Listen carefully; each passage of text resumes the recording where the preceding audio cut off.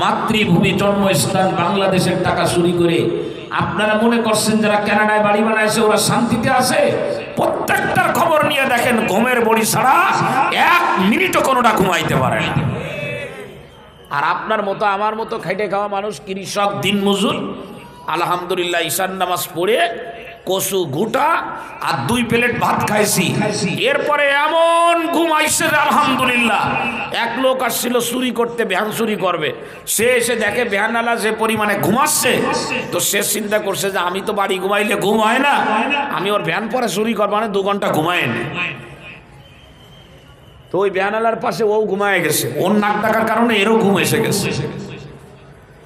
ভাইরা, শান্তি একটা আলাদা জিনিস, ওটা আল্লাহ না দিলে হয় না, একদম হয় না, একদম হয় না। আমি হাত আর পা জড়ায় ধরে বলবো, আমরা ভিন্ন পথে দৌড়াচ্ছি, এই জন্য কোনো কিছু হচ্ছে না। ঘটনা, একজন বাংলাদেশের প্রখ্যাত বক্তা, উনি এই ঘটনা বলেন মাঝে মধ্যে। ওনার কাছে বলেছেন প্রত্যক্ষদর্শী, যার সামনে এই ঘটনা ঘটছে।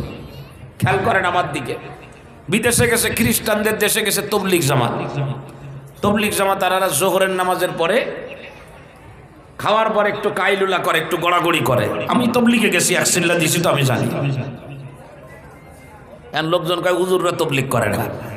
কি করে বুঝবো? একটা চিল্লা দিয়ে আসলাম, 40 দিন, সোজা কথা। যাক, আল্লাহ ভরসা, যে যা বলে বলুক, আমাদের কাজ আমরা করি। এখন জোহরের নামাজের পর একটু কাইলুলা করে এরপরে বলে দেয় 3:30 থেকে তালিম শুরু হবে, এরকম বলে না? আপনারা তবলিগে গেছেন কোনো?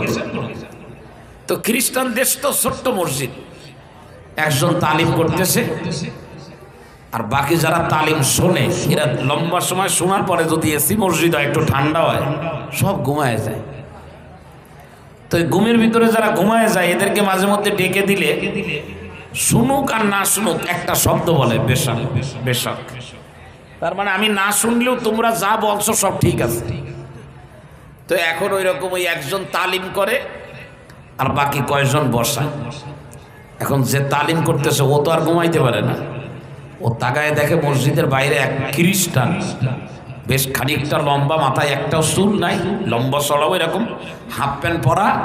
সে ওই দরজা দিয়ে জানালা দিয়ে উকি মেরে মেরে মসজিদের ভিতরে দেখতেছে।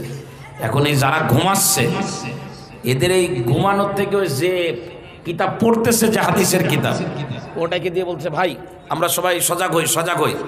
এখন ওই ডেকে দিলি বেশাক কয়ে আবার ঘুমায় যাচ্ছে, এ বেশাক বলে বলে আবার ঘুমায় যায়। তো কিছু সময় পরে ওই বাহিরে যে অমুসলিম ঘুরতেছিল, ঢুকছে মসজিদের ভিতরে। ও ঢুকে এসে ওই 2 জন ঘুমাচ্ছিল, 2 জনের পিঠের উপরে দেশে হাত দিয়ে থাপ্পড় দিয়ে ওর ভাষা দিয়ে ও যেটা বুঝাইতে চেয়েছে যে এখানে পড়া হচ্ছে, এর মধ্যে তোরা ঘুমাস কি করে? ওরা চোখ খুলেই করছে বেশাক, বেশাক। বুঝনি? বেশাক, বেশাক। তো যে কিতাব পড়তেছিল সে বলছে ভাই আপনি বসেন। তো এই খ্রিস্টান বসছে। খ্রিস্টান বলতেছে যে আমি তো হাত মারছি, আমারে একটা কথা বলা লাগবে, যে এখানে এক লোক কিতাব পড়তেছে জোরে জোরে আওয়াজ করে, এর ভিতরে আপনারা 2 জন যে ঘুমাচ্ছেন, আপনারা কোন কোম্পানির ওষুধ খাইছেন সেই কোম্পানিটার নাম কর, কারণ আমার মোটে ঘুম আসে না, নীরব জায়গায় ঘুমাইলেও ঘুম আসে না, আমার ঘুমের দরকার। তো যিনি কিতাব পড়তেছেন উনি বলতেছেন ওষুধের নাম আমি বলবো না, আপনি কিছু সময় জায়গায় বসেন।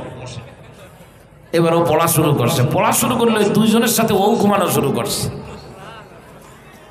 ঘুমানোর পরে কিছু সময় পরে যখন জাগ্রত হয়েছে, বলছে ওষুধের নাম না বললে আমি যাব না।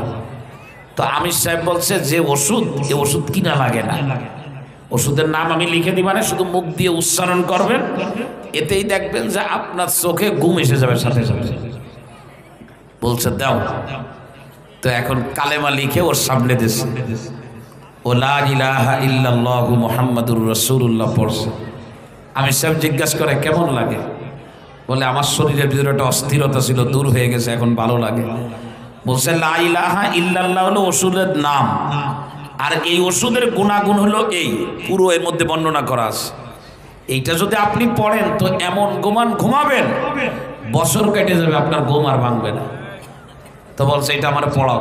বলছে এটা পড়তে গেলে গোসল করা লাগবে, পবিত্র হয়ে তারপরে আসতে হবে। তো সে পবিত্র হয়ে তারপরে আসছে ফিজিক্যালি, এরপরে কোরআন শরীফ পড়তে তো পারে না, দেখাইছে তো সে দেখেই তো ভালো লাগতেছে, তো এরপরে কিছু শব্দ উচ্চারণ করাইছে, বলছে আরো ভালো লাগে। তো লাস্টে ওই অমুসলিম মুসলিম তো হয়েছেই, বরং উনাদের সাথে বাংলাদেশে এসে ঘুরে গেছে।